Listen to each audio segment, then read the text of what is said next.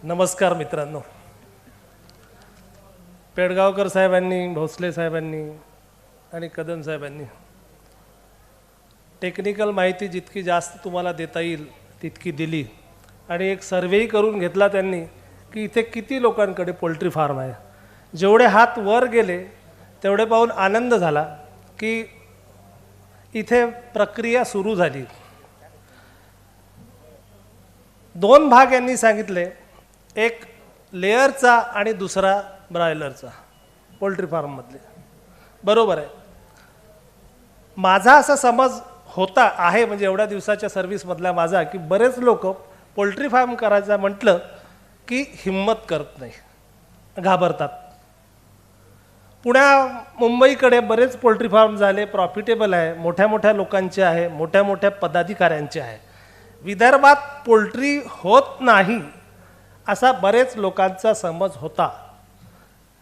राष्ट्रीय सहकार विकास निगम दिल्लीकडून काही लोकांनी पोल्ट्री फार्म्स टाकले.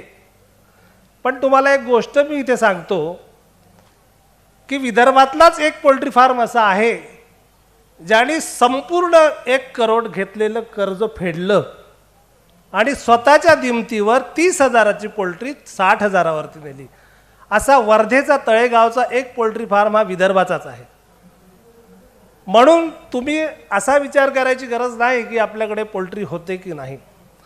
पोल्ट्रीबद्दल बोलायचं झालं तर आता जरी आपण बोलताना विलायती कोंबडी म्हणतो, पण कोंबडी मुख्यतः भारत, ब्रह्मदेश, रशिया, चीन, पाकिस्तान या भागातच सापडली, इथेच वाढली, इथून बाहेरच्या लोकांनी नेली, तिथे डेव्हलप केली. आणि आता जे आपण पेडगावकर साहेबांनी सांगितलं की 350 अंडे 320 अंडे देते, त्याच वंशज ते आपल्या इकडचेच आहे. काल जसं मी तुम्हाला सांगितलं होतं की आपल्याकडून गीर गाई नेल्या, ब्राझीलने त्यांच्या तिथे वाढवल्या आणि त्यांची गीर गाय आज 40 लिटर दूध देते आणि ते आज सांगतात की आमच्या गीर गाईचं वीर्य तुम्ही घेऊन जा भारताला पाहिजे असेल तर. थोडक्यात सांगायचं काय की जोपर्यंत तुम्ही त्यांची क्षमता आजमावणार नाही, त्यांना खायला घालणार नाही, तोपर्यंत तुम्हाला किती उत्पन्न मिळेल हे समजणार नाही आणि त्याचं तुम्हाला गणितही मांडता येणार नाही, त्याप्रमाणे व्यवस्थापनही करता येणार नाही. हे गरज आहे, ते आपल्याकडे झाले नाही. कोंबड्या बऱ्याच लोकांकडे आहे, पण आपण काय करतो, अंडेवर कोंबडी बसवली, पिल्ले झाले, रामभरोसे सोडतो. 10-15 पिल्ल्यापैकी 3-4 जरी झाले तरी समाधान मानतो.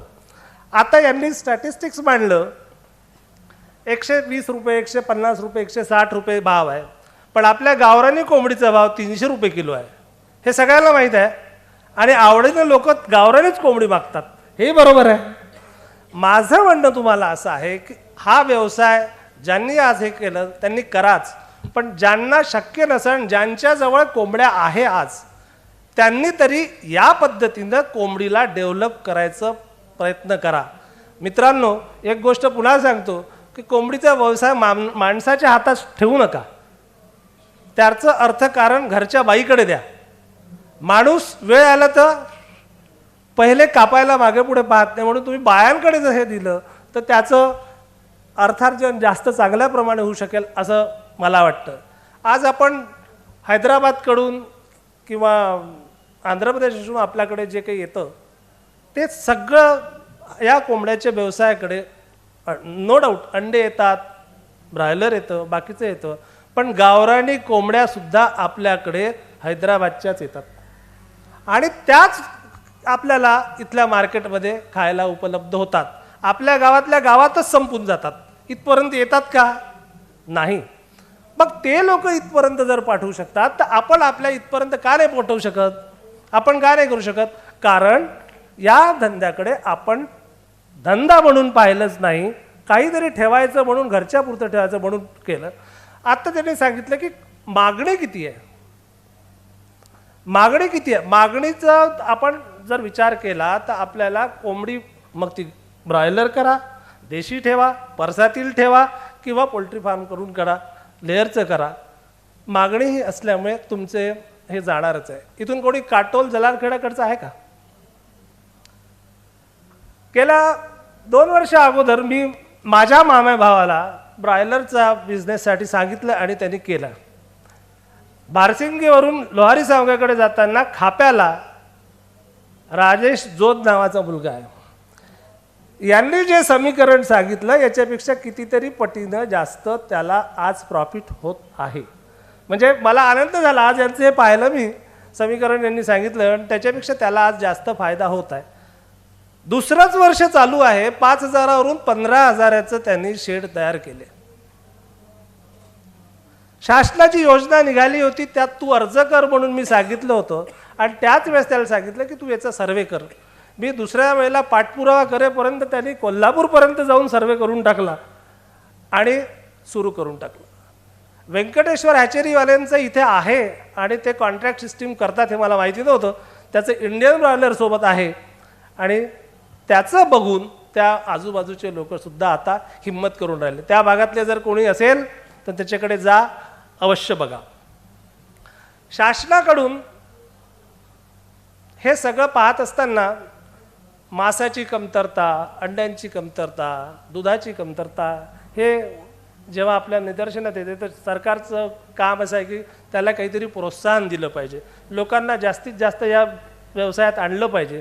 या दृष्टीने शासनाच्या काही योजना असतात आणि त्या योजना ज्या आहे त्या आजपर्यंत जे गरीब लोक आहेत त्यांच्यासाठी होत्या, पण या वर्षीपासून काही योजना मोठ्या प्रमाणात आल्या आहे आणि ज्या योजनेचा फायदा तुम्ही घेऊन तुमचं कन्स्ट्रक्शन करून शेड बांधून करार यांच्यासोबत जर केला तर तुम्ही निश्चितच फायद्यात पडणार आहे.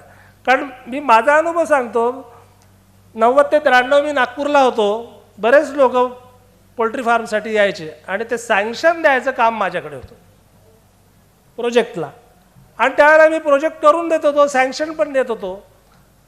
त्यावेळेला बऱ्याच लोकांनी ब्रॉयलरचे फार्म सुरू केले, कमाई केली, चांगली कमाई केली, पण विक्रीत सातत्य नव्हतं आणि ज्या लोकांना ज्यांचे दुकान आहे त्यांना ते विकत होते, त्यांच्या लहरीपणामुळे हे डुबले. पण कॉन्ट्रॅक्ट सिस्टीममध्ये जसं पेडगावकर साहेबांनी सांगितलं की कॉन्ट्रॅक्ट सिस्टीममध्ये हा धोका नाही, तर त्याच्यामुळे माझं असं तुम्हाला म्हणणं राहील की शासनाची मदत ही घ्या आणि कॉन्ट्रॅक्ट यांच्याशी करा आणि तुमचा धंदा मोठ्या प्रमाणात चालू करा.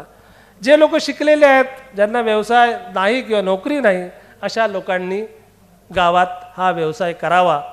पण एक गोष्ट मी तुम्हाला थोडीशी सांगून देतो की व्यवसाय करत असताना गावाचं पॉलिटिक्स थोडंसं वेगळं असतं. शेड जर करायचं असेल तर गावापासून थोडं दूर करा, नाही तर आज तुम्हाला हो म्हणणार आहे 15 दिवसांनी महिन्यांनी नाही म्हणतील आणि तुम्ही अडचणीत याल. ही तुम्हाला आत्ताच तुम्हाला हुशार करून देतो त्याच्या बाबतीत. कारण अशाच याच्यातला एक अतिशय चांगला फार्म कदाचित तुम्हाला माहीत असेल बाजारगावचा, अशाच याच्यामुळे बंद पडला. तर ही बाब थोडीशी तुमच्या याच्यात लक्षात ठेवा. तर आता महाराष्ट्र शासनाच्या कुठल्या योजना आहेत, त्याच्या जुन्या योजना आहे त्या मी तुम्हाला पहिले सांगतो.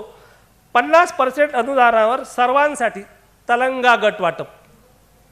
आता ही योजना 6,000ची आहे टोटल आणि ही 50% अनुदानावर आहे. याच्यात 25 माद्या आणि 3 नर. ही योजना मोठी नाही, तुम्हाला अनुभव घ्यायचा आहे. परसातील कुक्कुटपालनासारखं जर चालू करायचं असेल तर तुम्ही याच्यात सुरू करू शकता. 3,000 रुपयाचे पक्षी तुम्हाला मिळेल. लाभार्थ खाद्यावरील खर्च 1,400 रुपये, वाहतूक खर्च 150 रुपये, औषधी 50 रुपये, रात्रीचा निवारा 1,000 रुपये आणि खाद्याची भांडी 400 रुपये. असं हे स्वरूप आहे योजनेचं. याच्यात 50% तुम्हाला म्हणजे 3,000चे पक्षी आमच्याकडून दिल्या जाईल, बाकीचं तुम्हाला खर्च करायचा. तलंगा मागच्या वर्षी ही स्कीम होती पण आमची इथे राबवल्या गेली नाही, कारण मागच्या वर्षी पक्षी तेवढ्या मोठ्या प्रमाणात आम्ही इथे वाढू शकलो नाही. कारण याच्यात ब्रॉयलर दिल्या जात नाही किंवा लेग व्हाईट लेगॉन दिल्या जात नाही, तर हे मिक्स दिल्या जातात. हे मिक्स्ड म्हणजे कोणचं, वनराज, गिरिराज, ब्लॅक एस्ट्रॉलॉप आणि स्वर्णधारा, रोड आयलंड रेड, याच्यात ते मिक्स पिल्लं याच्यात दिले जातात.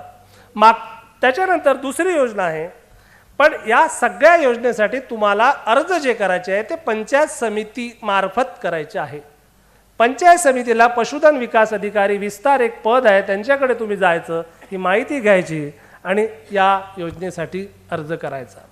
सरकारने आता असा विचार केला की व्हेटरनरीच्या बाबतीत ज्या स्कीम्स आहेत त्याला थोडं जास्त अनुदान द्यायचं आणि त्याचंच हे कारण आहे ज्याच्यामुळे आता आपल्याला जास्त अनुदानाच्या स्कीम्स येऊन राहिल्या. दुसरी एक स्कीम आहे एक दिवसीय सुधारित कुक्कुट पक्ष्यांच्या पिल्लांचे गट वाटप. ही टोटल योजना आहे 16,000ची आणि 8,000 तुम्हाला खर्च करायचे आहे आणि 8,000 शासन देणार आहे. त्याच्यात 2,000 रुपयाचे पिल्लं आणि 6,000 रुपयाचं खाद्य. कारण असं बघितलं आहे की जेव्हा आपण लाभार्थ्याला सांगतो की खाद्य तुम्ही घ्या, खाद्य लाभार्थी घेत नाही, घरचे गहू तांदूळ ज्वारीच खाऊ घालतात आणि पक्ष्यांची वाढ होत नाही. म्हणून या स्कीममध्ये खाद्याचा अंतर्भाव केलेला आहे. तर ही स्कीम अशी आहे 100 पिल्लांसाठी 2,000 रुपये प्रत्येक गटाबरोबर द्यावयाचे, खाद्य 12,400 रुपये. त्याच्यानंतर वाहतूक खर्च 100 रुपये, औषधी 150, रात्रीचा निवारा 1,000 आणि खाद्याची व पाण्याची भांडी 350. खाद्याची व पाण्याची भांडी जी आहे त्याचं महत्त्व काय हे तुम्हाला कदम साहेबांनी सांगितलं, भोसले साहेबांनी सांगितलं. पैकी पक्षी व खाद्य अनुदान रूपात 8,000 पुरवण्यात येईल. बाकी खर्च तुम्हाला करायचा आहे. त्या पक्ष्यांची संगोपन कसं करायचं कदम साहेबांनी आताच तुम्हाला दाखवलं. ब्रूडर कसं असावं, त्यांना गरमी कशी लागते, आल्यानंतर ग्लुकोज कसं द्यावं हे सगळं सांगितलं. ही काळजी घेणं तुमचं काम आहे. मागच्या वर्षी चंद्रपूरमध्ये आम्ही ही योजना राबवली आणि त्या योजनेमध्ये स्वर्णधारा पिल्ल्यांची वाढ जी आहे ती फार झपाट्याने वाढ झाली आणि 2 महिन्यात चांगले म्हणजे 60 दिवसाच्या आसपास 2.5 किलोच्या जवळपास झाले. आणि मात्र खाद्य हे ब्रॉयलरचं दिलेलं होतं, लेयरचं किंवा दुसरं न. तर